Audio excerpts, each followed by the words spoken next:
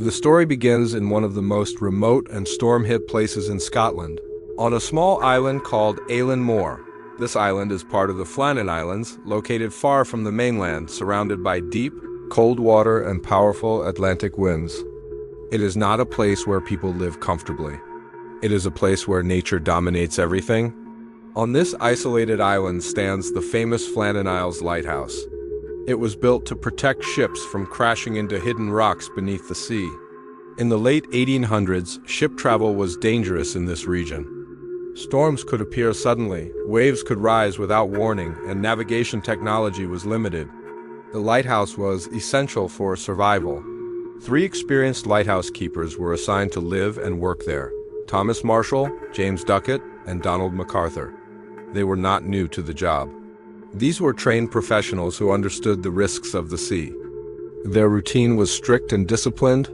One man would stay inside to maintain the light, another would rest, and the third would handle outside tasks when weather allowed. Life on the island was extremely lonely.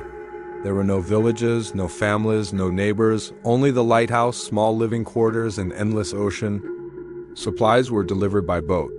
Communication with the outside world was rare. The keepers relied only on each other. In such isolation, teamwork and trust were very important.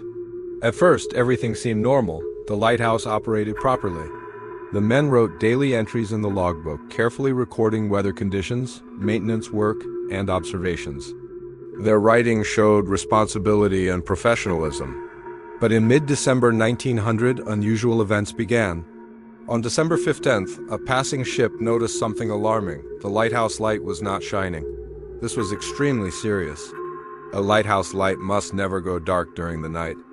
When reports reached the authorities, concern grew quickly. A relief keeper named Joseph Moore was sent to investigate. When he arrived at the island days later, he found something disturbing. The lighthouse was locked from the inside.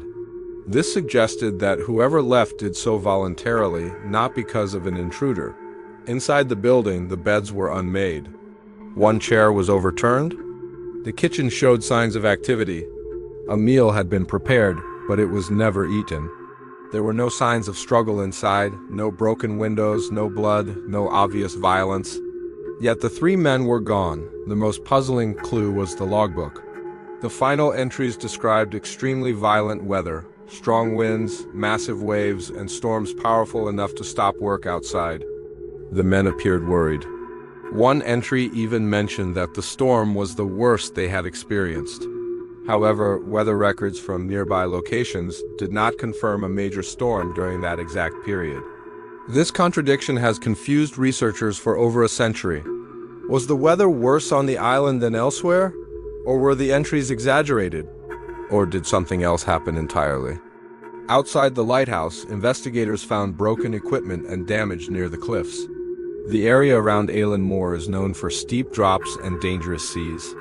Large waves can crash against the rocks with enormous force.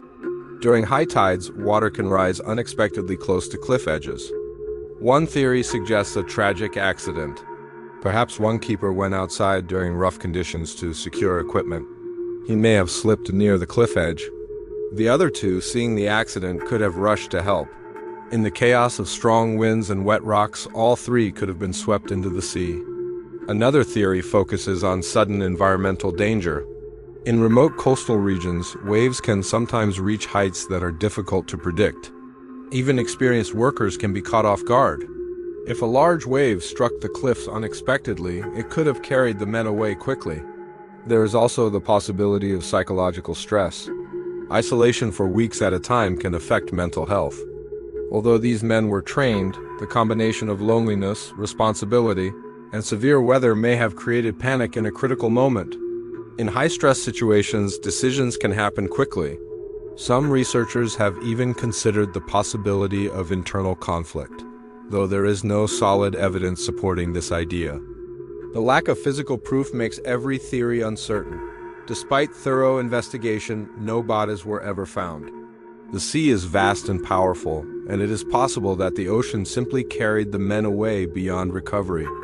Over time, the disappearance became one of the most famous maritime mysteries in history.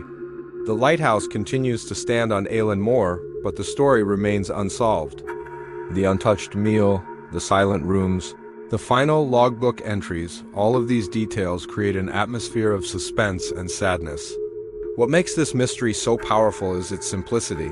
There were no dramatic explosions, no confirmed attackers, no clear evidence. Just three men, a functioning lighthouse, and then silence.